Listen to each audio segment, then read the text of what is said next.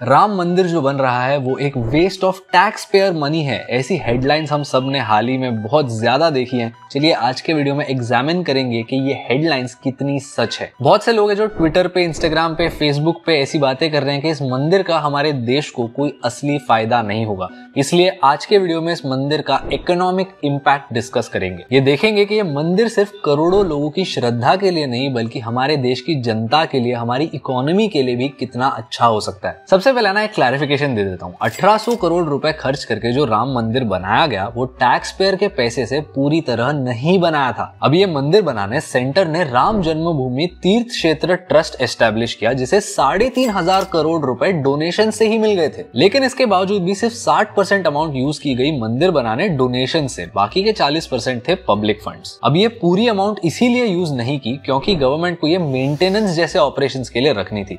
अब चलिए वीडियो शुरू करते हैं। देखिए, जब भी भगवान आपके घर आते हैं ना, तो आपके घर के आसपास की जो एनर्जी होती है उसे भी बहुत ज्यादा बेटर कर देते हैं, ब्यूटीफुल कर देते हैं। ऐसी ही कुछ चीज हो रही है अयोध्या में भी। अब अयोध्या डेवलपमेंट अथॉरिटी जो गवर्नमेंट बॉडी है वहां की लोकल, इन्होंने 30,570 करोड़ का बजट एलोकेट किया है 187 प्रोजेक्ट्स को डेवलप करने। इन 187 प्रोजेक्ट्स में 3 हाईवे प्रोजेक्ट्स है, 35 पब्लिक वर्क्स डिपार्टमेंट के प्रोजेक्ट्स है, 4 water and irrigation development project है। इससे क्या होगा कि वहां की जो सारी एरिया है वो ब्यूटीफाई होगी और ज्यादा एक्सेसिबल होगी, वहां के लोगों को बेटर लिविंग कंडीशंस मिलेगी और एक मल्टीप्लायर इफेक्ट आएगा। मल्टीप्लायर इफेक्ट मतलब जब भी कोई रीजन डेवलप होता है तब वहां के सारे लोग और बेहतर जिंदगी जी सकते हैं। इससे वो और ज्यादा प्रोडक्टिव चीजें कर सकते हैं जिसे उन्हें इनकम मिले, और जब उन्हें इनकम मिलती है वो ये इनकम खर्च करते हैं और उससे आपकी कंट्री का कंजम्पशन बढ़ता है और कंजम्पशन से आती है ग्रोथ। अब ये मल्टीप्लायर इफेक्ट जो है वो एक बेसिक इकोनॉमिक कॉन्सेप्ट है जो आई एम श्योर आपने सीखा होगा, लेकिन ये सिर्फ 30,570 नहीं बल्कि 85,000 करोड़ के लिए हो रहा है with the Ayodhya master plan 2031। UP सरकार ने 7 ईयर प्लान अनाउंस किया है अंटिल 2031 इस रीजन को डेवलप करने और उसे और ज्यादा एक्सेसिबल बनाने। दूसरी चीज है टूरिज्म इंडस्ट्री में ग्रोथ। एसबीआई रिसर्च नाम के एक फर्म ने कहा कि भारत में रिलीजियस टूरिज्म 2030 तक 16% के CAGR से ग्रो होगा। अब आपको एक और चीज बताता हूं, जो सारे लोग शहरों में रहते हैं वो अलग अलग जगहों पे ट्रैवल करते हैं। इनके ट्रैवल ऑप्शंस डाइवर्स होते हैं, कई बार इंटरनेशनल भी होते हैं,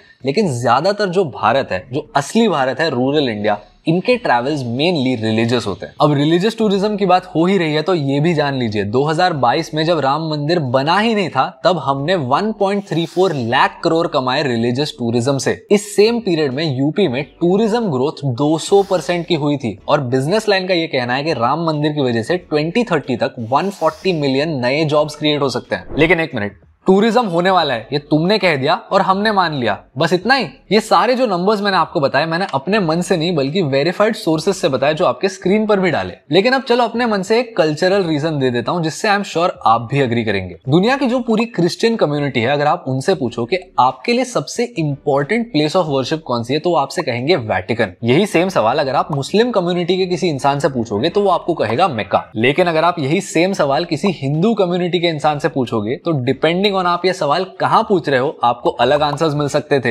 लेकिन ये मंदिर वो चीज बदलता है। हम सब के लिए अब एक ऐसी बहुत इंपॉर्टेंट प्लेस ऑफ वर्शिप हो गई है जिसे हम अपना कह सके। आफ्टर ऑल आप चाहे चेन्नई में रहे, कोलकाता में रहे या मुंबई में रहे, आपके लिए श्री राम की जन्मभूमि इंपॉर्टेंट तो होनी ही है अगर आप एक प्रैक्टिसिंग हिंदू हो तो। बोलने का यह मतलब है कि every single religion has that one place and now Hinduism does too. Jefferies नाम की ग्लोबल रिसर्च फर्म ने कहा कि अयोध्या में इतने सारे टूरिस्ट आएंगे कि ये नंबर वेटिकन से भी ज्यादा हो सकता है, प्योरली बिकॉज हिंदू पॉपुलेशन का साइज ज्यादा है। उनका प्रेडिक्शन ये था कि यहाँ पर 5 करोड़ से भी ज्यादा टूरिस्ट आएंगे एनुअली। आप ही इमेजिन कीजिए कि ये चीज उत्तर प्रदेश की इकोनॉमी के लिए कितनी बेनिफिशियल हो सकती है। एक और शॉकिंग चीज बताऊं, पूरी दुनिया में 1.2 बिलियन हिंदूज है, that is approximately 15% of the world's population. इतने सारे लोग अगर इस एक लोकेशन को इंपॉर्टेंट मानते हैं तो नेचुरली उस स्टेट की इकोनॉमी के लिए, उस देश की इकोनॉमी के लिए पॉजिटिव चीज है कि नहीं। नेक्स्ट चीज है कनेक्टिविटी और एक्सेसिबिलिटी। हाल ही में अयोध्या का रेलवे स्टेशन रिवैम्प किया गया। इसी के साथ 7,500 करोड़ यानी $900 मिलियन